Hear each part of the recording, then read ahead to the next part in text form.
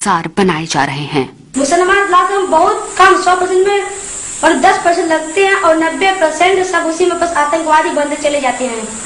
दाढ़ी मूल्य पादरी ऐसे जब जो होते हैं ये सब मूल्य पादरी हम लोगों को भविष्य को बिगाड़ने में अगर अच्छे के अगर जो संगत पाता तो ज्यादातर बिगड़ने के रास्ते जाता है और बढ़ने के रास्ते पर वो सीधे नहीं जा सकता है। इसलिए अगर मुसलमान ज्यादातर सोचते हैं कि हिंदू जो है कि हिंदू को भ्रष्ट करके ये जो पूरा देश अपना है उसके ऊपर में कब्जा कर ले उसके ऊपर। इसलिए कुरान में लिखा है शायद उसमें कि काफिरों का मुड़ी काट कर उसपे पैसा कमाओ, वो सब पुण्य का काम होगा उससे। तो ये कौन बताया है आपको कि लिखा है? ये हम लोग भारत का भविष्य एक छोटी सी पुस्तक है, उसमें शायद हमने पढ़ा था। इसमें लिखा है तुम काफिरों का कहा न मानो और उनसे बड़े जोरों से युद्ध करो।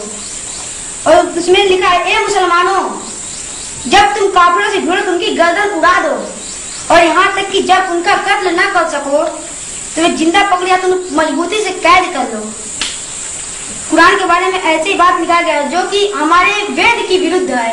और आपको लगता है कि ये सब सही लिखा गया है? सही लिखा है। तो आप इससे अब निपटने के लिए क्या करेंगे?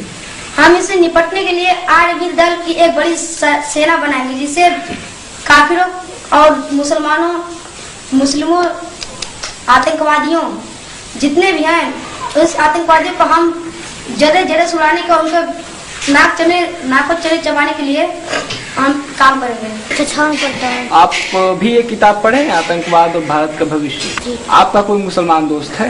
नहीं। कोई मुसलमान दोस्त नहीं? मुसलमान से क्यों नहीं दोस्ती करते हैं? हमारे मोहल्ले में कोई मुसलमान नहीं है, हम मोहल्ले से दूर में। तो उनसे आपका दोस्ती नहीं हुआ? मिलेगा तो करेंगे? नहीं करेंगे, क्यों?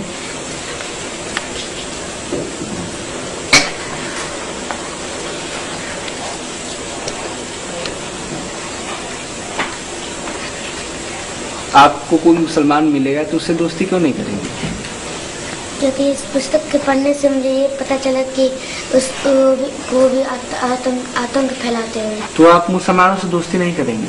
नहीं। अब किताब नहीं पढ़े होते तो आप करते? जी मिलते तो। अब मिलेंगे तो भी नहीं करेंगे ना? नहीं। 2006 में इसका उद्घाटन करवाया था श्री आदित्यनाथ योगी जो गोरखपुर के हैं उनके द्वारा। ये जो लाठी भांजना सिखाया जा रहा है तो इससे क्या सैनिक प्रवृत्ति में बनाई जा रही है? सैनिक प्रवृत्ति क्यों जरूरी है? क्यों? समाज में रहने के लिए जीवन सबसे बड़ा संघर्ष आप जानते हैं। जीवन का संघर्ष भी सबसे बड़ा संघर्ष है, वो भी आध्यात्मिक संघर्ष सबसे बड़ा संघर्ष। आध्यात्मिक संघर्ष में लाठी की क्या जरूरत? इसके लिए पुरुष होंगे, बलिष्ठ होंगे, आत्मबल बढ़ेगा तब बढ़ेगा अपनों को। एक तो आप जानते हैं कि मिलिट्री स्पिरिट ऐसी स्पिरिट है जिसमें करना ही सिखाया जाता है। There's not to make reply, there's not to reason why, there's but to do and die. कोई भी उस पर आपत्ति नहीं करता। सैनिक जो है जो आदेश हुआ उसका पालन करता है, चाहे महान विपत्ति का कारण भी बने। तो ये स्पिरिट में भरी जाती है। दूसरे इसके माध्यम से अपने जीवन की रक्षा ये कर सकते हैं।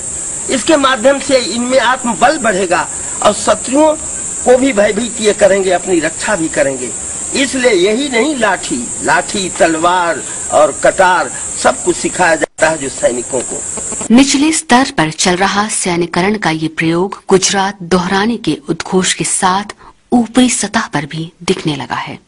इसने जहां एक और मुसलमानों और पिछड़ों के मजबूत राजनीतिक समीकरण को तोड़कर पिछड़ों में उग्र हिंदुत्व के लिए आकर्षण पैदा किया है, तो वहीं मुसलमानों के एक हिस्से को सांप्रदायिक राजनीति के लिए प्रेरित किया है। में क्या अच्छा लगता है आपको? योगी जी का जो हिंदुत्व का नारा है, जो राष्ट्र की एकता का नारा है, वही हमको अच्छा लगता है, इसीलिए हम उनके साथ जुड़े। लेकिन इनके ऊपर तो तमाम तरह के आरोप लगते हैं। इनके तरफ जो आरोप लगते हैं वो राजनीतिक ढांचे के अंतर्गत लगाए जाते हैं और तमाम पार्टियां रोटियां सेकी जाती हैं, वो अफवाहें हैं, इसका मतलब कोई माने नहीं। योगी जी राजनीतिक आदमी नहीं है। राजनीतिक आदमी तो अलग है, लेकिन तो हिंदुस्तान में जन्म हुआ है, भारत माँ के लाल हैं, तो भारत माँ के लाल को जो सताएगा तो हम लोग भारत माँ के लालों का दूध कमजोर नहीं है, ये हम लोग किसी से पीछे। मुझे हिंदू का जो समाज है वो बहुत अच्छा लगता है। वो मुसलमानों का जो है कि ये सब शोषण करते हैं लोग, और हम लोग चाहते हैं कि हिंदू का वर्चस्व और बढ़ाएं। एक ये